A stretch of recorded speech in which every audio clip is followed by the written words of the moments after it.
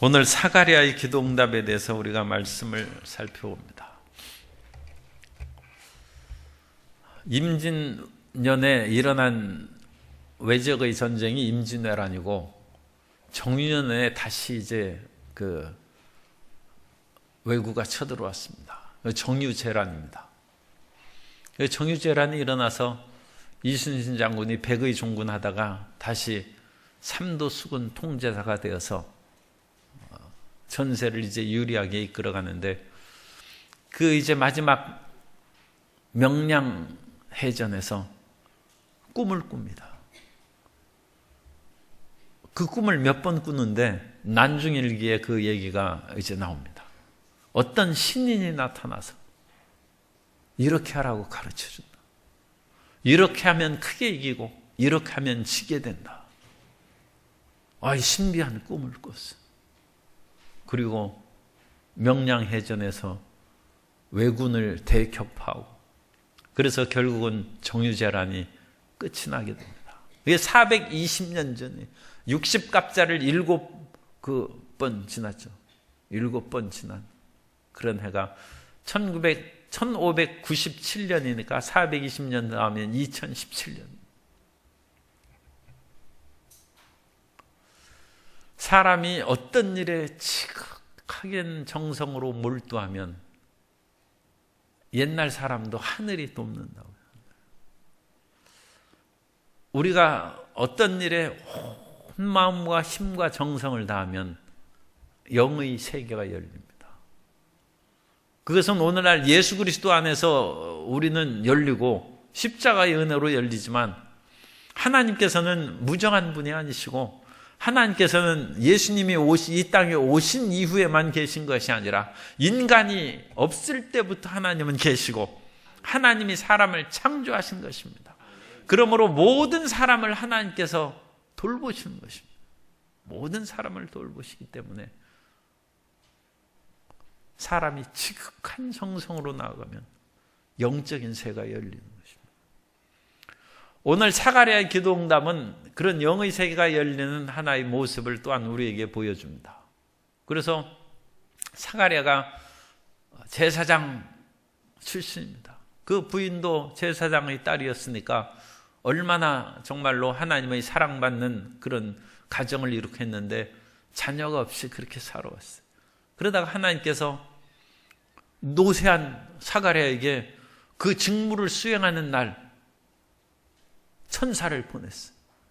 그래서 향단에서 이 제비 뽑는 것이 그 자기가 순서에 걸리는 것이 굉장히 어렵다고 그랬죠. 그 당시 2만 명 정도의 제사장이 있었기 때문에 그런 가운데에서 자기 반열이 뽑히고 그 반열 가운데서 자기가 특별히 선택되어서 향단에서 제사를 드리는 그 향을 올리는 것은 정말로 어려운 것입니다. 그런데 그것을 뽑힌 거예요. 하나님의 인도하심이 분명한 것이죠. 그래서 향을 올리는데 향단의 우편에 천사가 서 있습니다. 하나님의 사자입니다. 하나님의 사자. 이 성경에는 그 하나님의 사자, 하나님이라는 단어를 이제 쓰는 대신 그냥 주의사자라고 그래요. 우리 성경에 주의사자라고 그랬죠. 주의사자. 11절에 보면 주의사자가. 그래서 하나님의 사자나 주의사자나 사자로 번역되기도 하고 앙겔로스라는 헬라어인데 사자로 번역되기도 하고 천사라고도 번역했어요. 그래서 천사가 딱 나타나. 그래서 천사가 사가랴요, 무서워하지 말라. 너의 기도가 응답되었다고 그 하나님의 메시지를 이제 증거하는 것입니다. 우리 인생이 어떤 일을 할 때 끝까지 하나님 앞에 물러서지 않고 기도하면 주님께서 반드시 들으시고 은혜를 내려주십니다. 우리는 뒤로 물러가서 침륜에 빠지는 멸망의 침륜입니다. 멸망에 빠지는 자가 아니라 오직 영혼을 구원하는 믿음을 가진 자. 그래서 우리는 위로 향한 생명길로 나가야 되는 것입니다.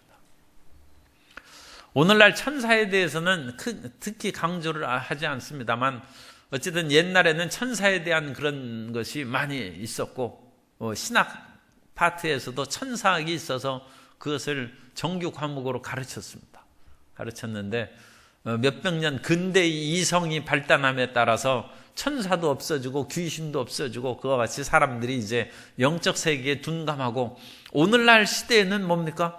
눈으로 보고 손으로 만지는 것이 최고예요. 그리고 그것을 이성적, 과학적이라고 얘기하는데, 영적인 세계에 굉장히 둔감한 시대가 됐어요. 둔감한 시대. 그런데 사람은 육체를 가진 과학적, 육체는 눈으로 보고 손으로 만질 수 있는, 검증할 수 있는 것입니다. 그런 경험적이고 과학적인 존재일 뿐만 아니라, 사람의 영혼이 있는데 영혼이 무게가 있습니까? 영혼이 어떻게 생겼는지 보았습니까? 그것은 과학적으로 검증이 안 되는 것입니다. 우리는 신령한 존재라는 것을 우리가 알아야 되고, 그런데 천사는 신령한 존재예요. 그래서 우리 사람은 육체와 이 정신, 영혼을 가지고 있어요. 그런데 천사는 영혼만 있는 거예요. 그 영혼이라고 하면 그 옆에가 좀 있기 때문에 진료와 형상이라고 그럽니다. 우리 몸으로 만지는 것은 진료고, 우리의 영혼은 형상이라고. 하나님의 형상대로 우리를 만드셨다고 그랬죠. 천사는 형상만 있습니다. 형상만. 그래서 천사는 우리의 어떤 감각적인 것으로 파악할 수 없어요. 그러나 형상의 세계가 있다. 영적 세계, 영적 세계. 그 영적 세계에서 끊임없이 천사들이나 영적 존재들이, 그러니까 귀신들도 끊임없이 돌아다니는 것이죠. 그래서 우리가 그것을 인식하면 깨달아지고, 그걸 인식하지 않고 무시하면 일부러 귀신이 안 나타납니다. 왜냐하면 귀신이 나타나서 영적 세계에 대해서 관심을 가지면 예수님을 믿게 되는 것이죠. 그렇기 때문에 귀신들도 자기에 대해서 모르면 모른 척하게 그렇게 짓는 거예요. 그래서 인간은 그냥 육체로 살다가 끝나면 그 구원 못 받고 이제 버림받게 되니까 영적 세계에 대해서 사람들이 굉장히 둔감하게 되고 막혀져 있는 그런 상태입니다. 그러나 우리가 간절한 마음을 갖고 하면 영적 세계가 열리고, 아니 이순신 장군도 그렇게 난중일기에 있다니까요. 난중일기. 이순신 장군이 거짓말을 쓰겠습니까? 꿈에 신인이 나타나서 이렇게 싸우면 명량대첩을 이긴다는 것을 거듭거듭 꿈을 꾸는 것. 신비한 일이다. 거기엔 신비한 일이라고 안 하고 이상한 일이라고 했어요. 이상한. 우리식으로 얘기하면 그냥 신비한 일이 생긴 것이죠. 사가랴가 그렇게 기도하고 기도했더니 하나님께서 그 기도를 무시하거나 못 들으신 것이 아니라 마침내 천사장을 보내서, 일반 천사도 아니고 사가랴는 비서장입니다. 비서실장과 같은 그런 그 천사장을 보내서, 가브리엘 천사장을 보내서 그 기도응답을 이제 주는 것입니다. 그래서 이 기도응답을 받으면 14절에 너도 기뻐하고 즐거워할 것이요 많은 사람도 그의 태어남을 기뻐하리니. 하나님께서 주시는 기도응답은 직접적으로는 우리가 기뻐지는 것이죠. 행복하는 것이지만, 하나님이 주시는 것은 나뿐 아니라 공동체에 유익한 것입니다. 나만 좋고 다른 사람은 망하는 것은 그건 기도응답이라고 하기 어려워요. 하나님의 기도응답은 나도 좋고 이웃도 좋은 것입니다. 하나님은 살리시는 하나님이시고 선하신 분이십니다. 그러니까 나는 좋은데 다른 사람을 파멸시킨다. 그것은 이상한 기도응답이죠. 그건 잘못된 기도응답일 가능성이 많습니다. 하나님은 사람들을 살리고 유익하게 하는 것이지, 한 사람만 잘되고 그 사람만 살고 다른 사람은 원자폭탄 떨어져서 다 죽고 자기 혼자 지구상에 산다. 그거 있을 수 있겠습니까?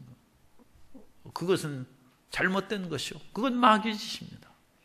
그래서 너도 기뻐하고 많은 사람이 그를 기뻐하게 될 것이다. 그 까닭은 내가 낳을 아들이 이제 요한인데, 침례 요한이죠. 예수님 앞에서 침례를 베풀고 한 그 요한인데, 그 요한은 보통 사람이 아니에요. 15절에 보면 이는 그가 주 앞에 큰 자가 된다. 하나님의 위대한 일, 그리스도 예수의 길을 예비하는 자니까 그만큼 큰 자가 됐어요. 그래서 여인이 낳은 자 중에 요한보다 큰 자가 없다. 그리스도의 그 앞길을 광야에서 외치는 자로 준비하는 그런 대역사를 수행하는 것입니다. 오늘날 우리도 이제 여러 가지 그런 일에 있어서 크고 작은 일을 맡아서 행하는데, 하나님 앞에 그 위대한 존재로 또는 이 세상에서 위대한 존재로 쓰임받기 위해서는 그 다음에 이것을 기억하면 돼요. 내가 어떻게 해서 하나님 앞에 쓰임받고 위대한 존재가 될 수 있을까? 포도주나 독한 술을 마시지 아니하여야 돼. 이것은 꼭 그것을 디모데에게서는 자주 나는 위장병을 인하여 포도주를 조금씩 쓰라고 했어요. 그러니까 그것을 마시고 안 마시고 문제가 아니라 절제하는 삶에서 능력이 나옵니다. 그래서 위대한 사람들마다 절제해야 돼요. 놀고 싶은 대로 놀고 먹고 싶은 대로 먹고, 그래서 위대한 사람 되겠습니까? 전에 그 농구 잘하는 선수가 있었는데, 시합을 앞두고 그 사람이 하도 견디다 스트레스가 심했겠죠. 밖에 나가서 술을 마셨어요. 그것이 어떻게 드러나가지고 기자가 이제 또 취재하는 사람은 그런 것만 또 쫓아다니고, 그래서 신문에 났어요. 그 사람은 기분 풀면 더 공 잘 넣을 수 있다, 그렇게 생각할 수도 있고, 또 어떤 점으로는 그런 식으로 컨디션이 더 풀려가지고 좋게 할 수도 있습니다. 그러나 문제는 자기가 그 시합을 앞두고, 국가적인 큰 시합을 앞두고 자기의 온 몸과 힘을 다 바쳐서 절제하고 자기 자신을 쳐서 복종시킨다는, 그게 중요한 거예요. 그 사람이 잘 넣어서 이기는 것도 중요하지만 그냥 방탕하게 해가지고 이기는 그런 것을 사람들이 바라는 것이 아니라, 왜냐하면 모든 사람의 귀감이 돼야 될 거 아닙니까? 자기 자신을 절제하고 복종해서 그와 같이 큰 일과 승리를 이끌어갔다. 그것이 아름다운 것입니다.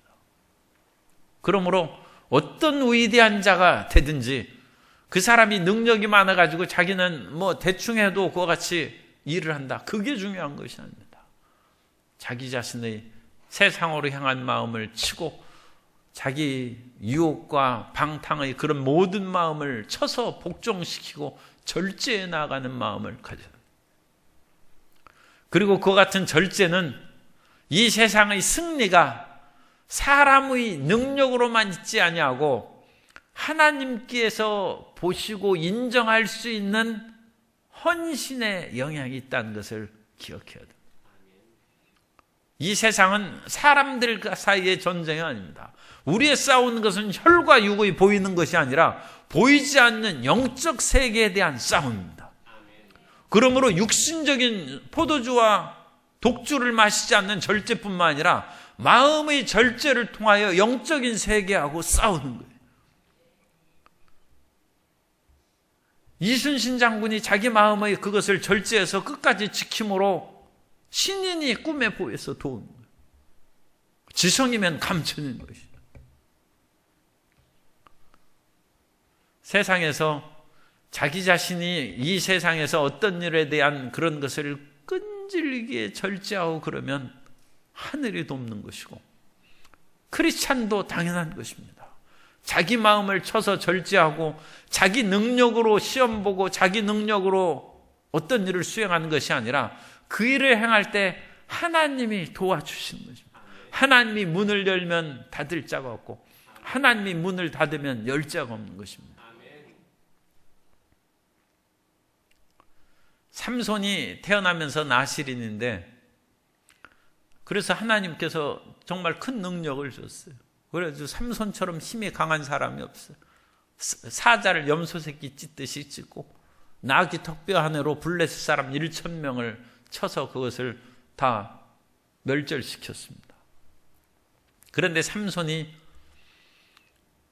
하나님께 헌신의 상징인 머리에 삭도를 대지 말라는 그 비밀을 들릴라한테 얘기해줘서 들릴라가 삼손이 잘 때 머리에 삭도를 대서 다 머리를 깎았어요. 잘랐어요. 하나님의 능력이 인간의 머리카락에 있겠습니까? 머리카락 기나 짧으나 그게 무슨 의미가 있겠어요? 그런데 그것은 하나님에 대한 헌신의 표시입니다.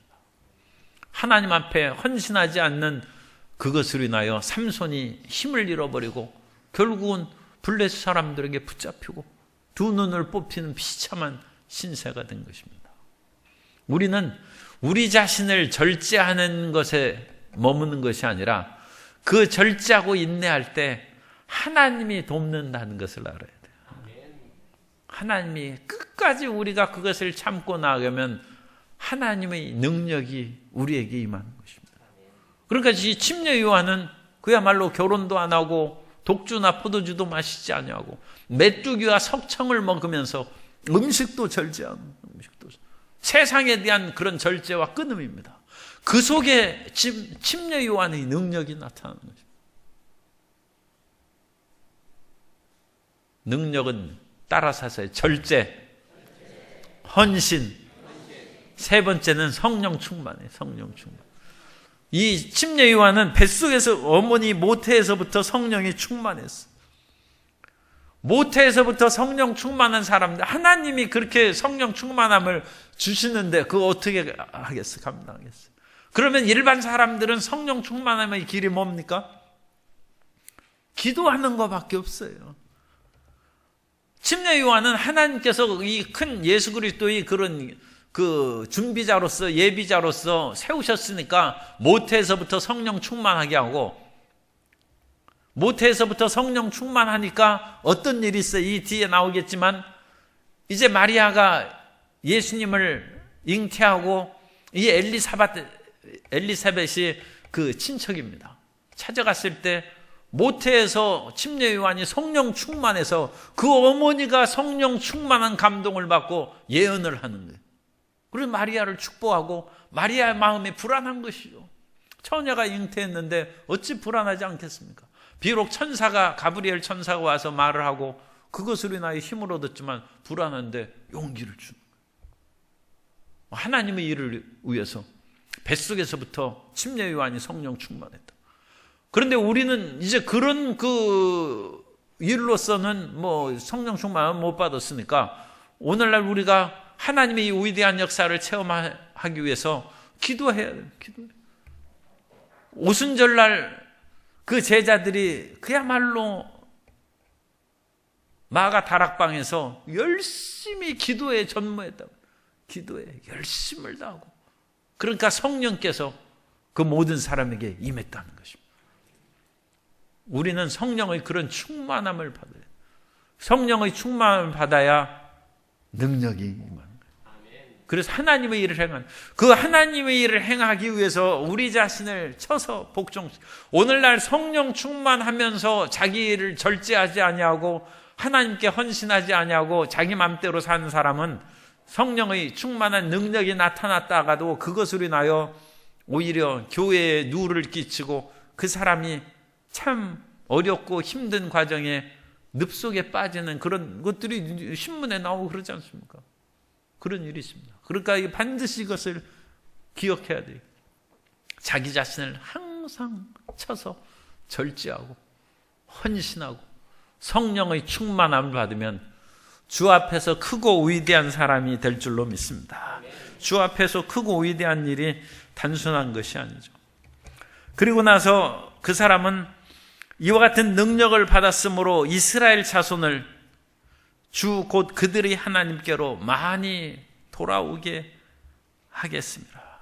하나님의 백성들을 돌아오게 하고 불신자들을 믿음의 사람으로, 의심하는 자들을 굳건한 믿음의 사람으로 돌이키고 세상으로 향하던 사람들을 하나님께로 돌이키는 그런 능력으로 충만하게 체험받는다.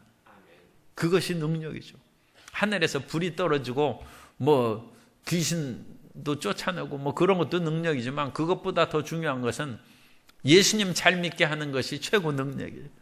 예수님께 나오게 하고 살아계신 하나님을 의지하게 하고 그러한 능력이 충만해서 온 가족들이 다 예수님 앞에 돌아오는 능력의 일꾼들 되시기를 주님 이름으로 축복합니다.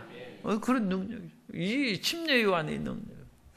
그런데 이 침례 요한은 엘리야의 능력으로 온다고 그랬죠. 17절에 보면 그가 또 엘리야의 심령과 능력으로 주 앞에 먼저 와서 아버지의 마음을 자식에게 거스르는 자를 의인의 실기에 돌아오게 하고, 구약의 위대한 두 종이 모세와 엘리야인데, 모세와 엘리야는 서로 공통점이 있습니다. 모세는 바로의 딸, 이방인의 여인에게서 양육을 받았어요. 그리고 모세는 그 양육을 받은 후에 10가지 재앙을 통해서 그 백성들을 애굽에서 이끌어냈습니다. 그리고 모세는 이끌어낸 후에도 홍해바다 앞에서 갈 길을 모를 때 홍해바다를 갈라지고 그 백성을 그 길로 지나가게 하는 그런 능력의 종입니다. 그런데 엘리야도 마찬가지예요. 엘리야는 3년 6개월 동안 가뭄이 계속될 때 이방 여인인 사르밧 과부에게서 공개를 받는, 그 집에서 먹고 살았어요. 같이 상응성이 있어요. 그리고 엘리야는 그 당시 많은 사람들이 아합이 이끄는 정책으로 말미암아 잘못된 종교 정책으로 인해서 바알과 아세라를 섬겼어요. 그 바알과 아세라를 섬기는 그 백성들을 갈멜산에 불러 모아놓고 하나님이, 야훼 하나님이 하나님인지 바알이 하나님인지 오늘날 시합하자 함으로 그 백성들을 돌이키는, 모세가 10재앙으로 백성들을 그 해방으로 이끄는 것처럼 종교적인 잘못된 것으로 빠진 그 당시 아합 시절의 백성들을 하나님께로 돌이키는 일을 행하고, 모세는 바다를 갈랐는데 엘리야는 하늘문을 열어서 하늘에서 비가 내리게 합니다. 하늘에서. 이 모세와 엘리야의 상응성입니다. 그래가지고 이 출애굽의 모세와 이 열왕기 상에 나오는 엘리야의 그 능력이 같은 것입니다. 그런 같은 상응성을 예수님 당시에도 또 이루는 그 침례 요한. 그럼 침례 요한이 아버지의 마음을 자식에게 돌이킨다. 또 이 말씀을 그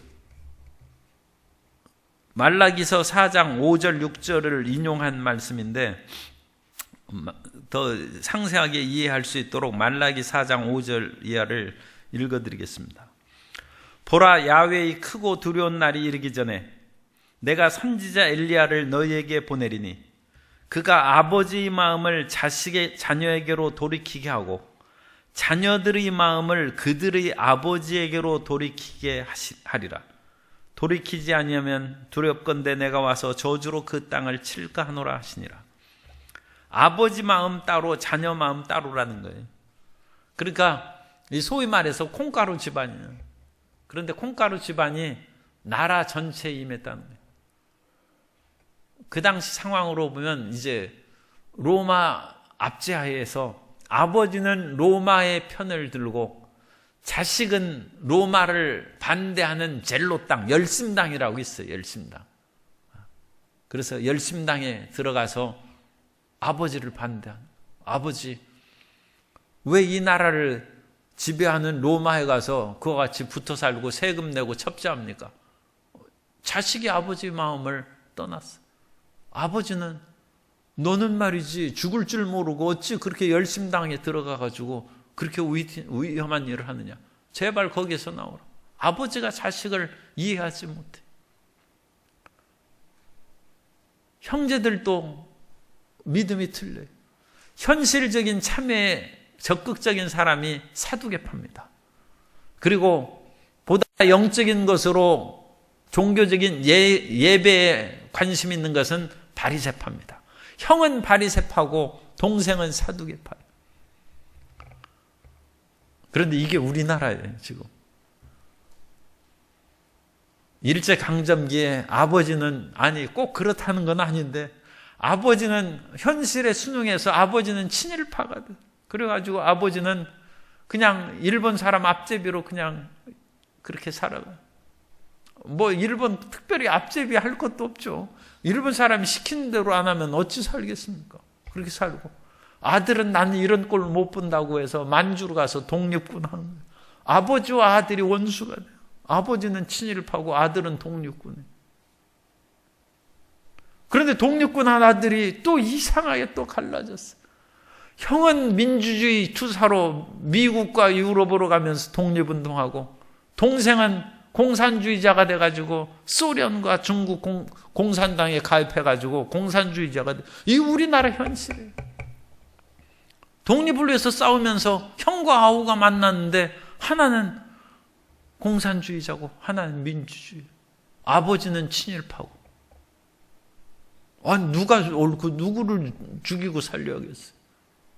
그런데 이와 같이 갈라진 이 민족의 그것이 이제 동서와 남북, 동서로 나눠지고 남북으로 나눠지고, 그것을 대통합하는 것이 누굽니까? 엘리야의 심령과 능력이라. 하나님에 대한 뜨거운 사랑으로 가득한 엘리야. 거기에다가 능력이 있어야 돼. 오늘날 이 시대의 지도자로 엘리야가 필요하다. 엘리야. 그래서 엘리야가 출연해서 이 갈라진 남북과 동서의 문제를 해결해요. 그래야 이 땅에 평화가 오는 것이고, 이 땅에 그야말로 그리스도 예수의 계절이 다가오는 것입니다. 우리 예수님 잘 믿는 거 중요하죠.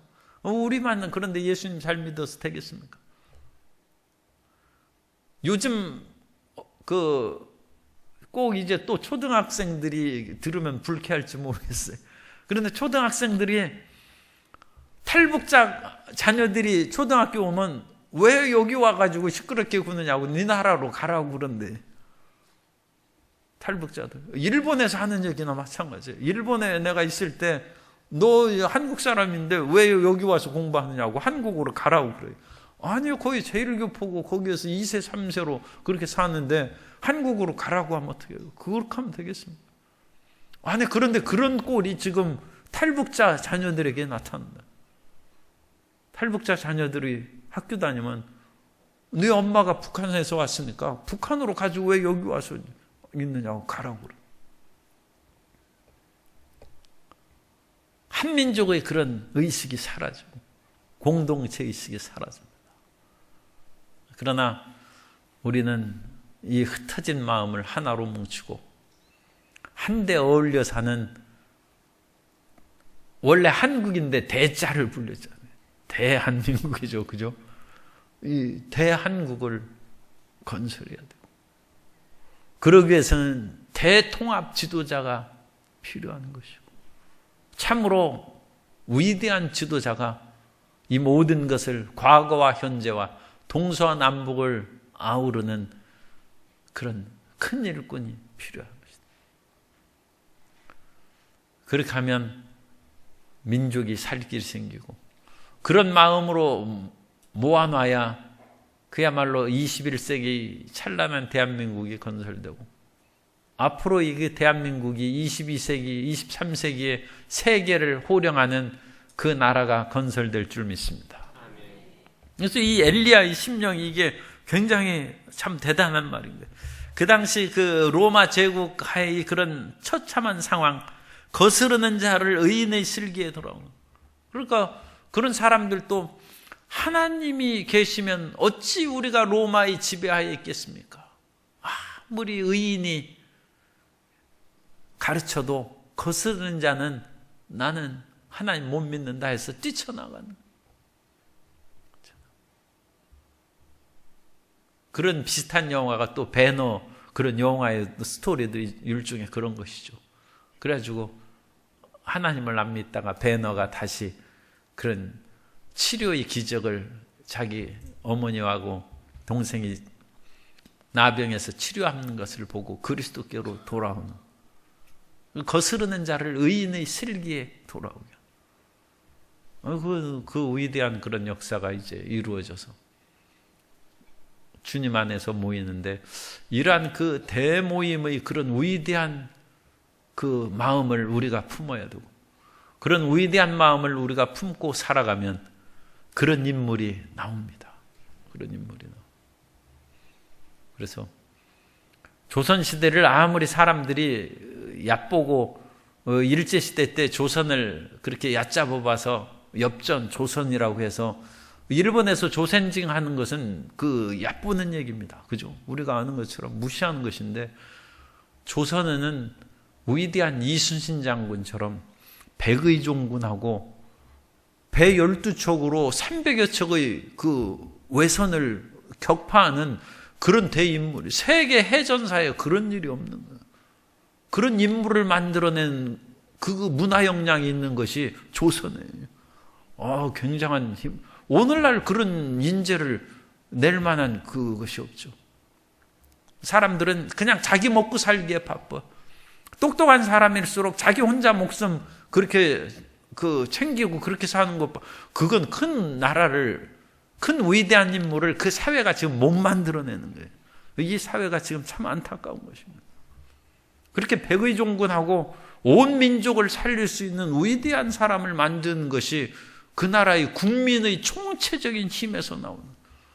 그런데 그 총체적인 힘을 내는 침례 요한이 출현하는 것이고, 예수님이야 하나님이 섭리로 하는 것이니까 어쩔 수 없다 할지라도 이 당시 그런 신앙의 힘으로 이런 침례 요한이 아무것도 그야말로 거스리지 않고 출현한다. 그런데 사가랴가 이 말을 듣고 이거 못 믿는 거예요. 사가랴가. 왜냐하면 내가 이미 나이가 늙었어요. 18절에 보면 내가 늙고 아내도 나이가 많으니라.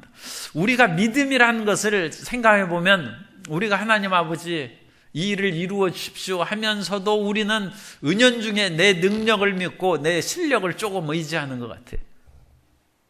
그런데 이제 내 능력이 끝나고 실력이 없으면 그 일은 이제 이루어지기 불가능하다, 그렇게 생각할 수 있어요. 그러니까 사가랴하고 엘리사벳이 젊었을 때는 하나님 앞에 기도하면서도 약간의 실력이 있죠. 아직 젊으니까 자식 낳을 수 있다는 거예요. 아니 그럼 낳지 왜 못 낳았어요? 못 낳고 그렇게 하는. 그런데 이제는 완전 자기 실력이 바닥났어요. 자기도 늙고 아내도 늙었어요. 그래서 나는 이제 하나님도 못 믿는다. 내 실력이 하나도 없는데 하나님께서 어찌 그 자식을 낳게 해주겠나, 그렇게 생각한 것이죠. 그런데 희한하게 아브라함은 그때 하나님을 믿는 거예요. 아브라함은 로마서 4장 19절 이하에 보면 그가, 아브라함입니다, 그가 100세나 되어 자기 몸이 죽은 것 같고 사라의 태가 죽은 것 같음을 알고도 믿음이 약하여지지 아니하고 믿음이 없어 하나님의 약속을 의심하지 않고 믿음으로 견고하여져서 하나님께 영광을 돌리며 약속하신 그것을 또한 능히 이루실 줄을 확신하였으니. 성경은 이게 믿음이라는 거예요. 지금 사가랴는 믿음이 없어요.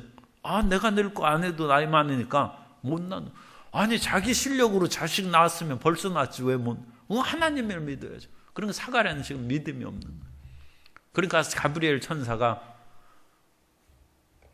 내가 하나님 앞에 서 있는 천사인데 그 말을 전하는데 네가 그걸 안 믿느냐. 그 불신의 말하는 입을 봉해가지고 말을 못하게 됐어. 하나님의 말씀을 아멘으로 안 받아들이고 이거 안 믿으니까 이 일은 이루어진다는 거예요. 왜냐하면 하나님이 하시니까. 그러나 너는 이 일이 이루어지기까지 말을 못할 것이다.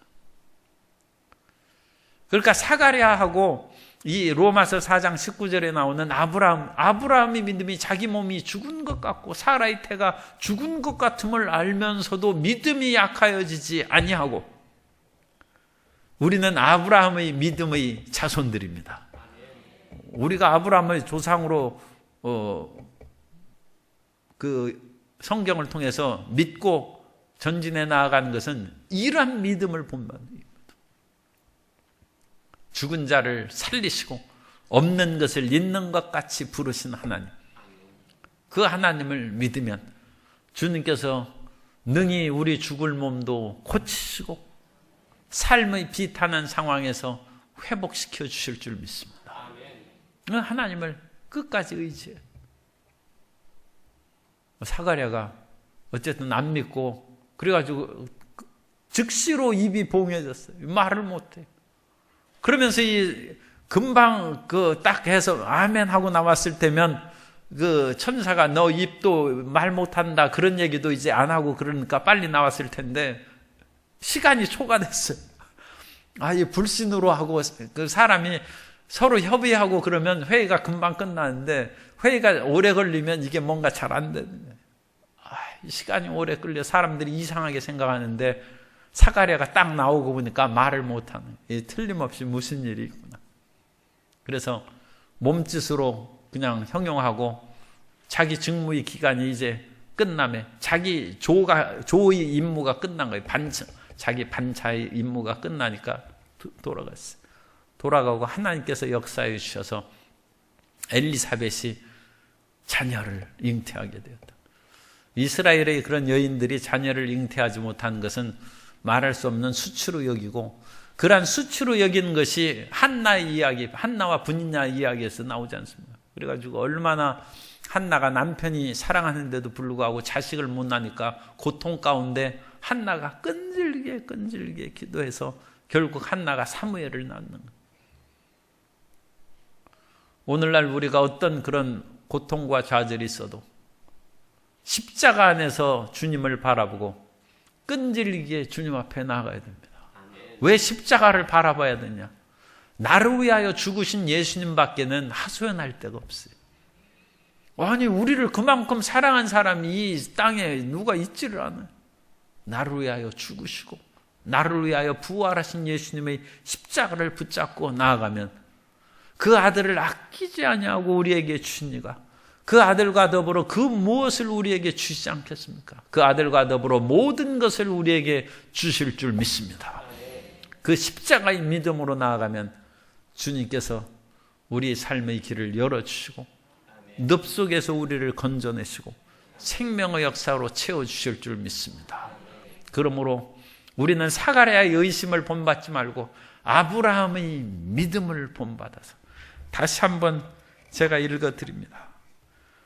로마서 4장 19절 이하에 그가 100세나 되어 자기 몸이 죽은 것 같고 사라의 태가 죽은 것 같음을 알고도 믿음이 약하여지지 아니하고 믿음이 없어 하나님의 약속을 의심하지 않고 믿음으로 견고하여져서 하나님께 영광을 돌리며 약속하신 그것을 또한 능히 이루실 줄을 확신하였으니. 기도합니다.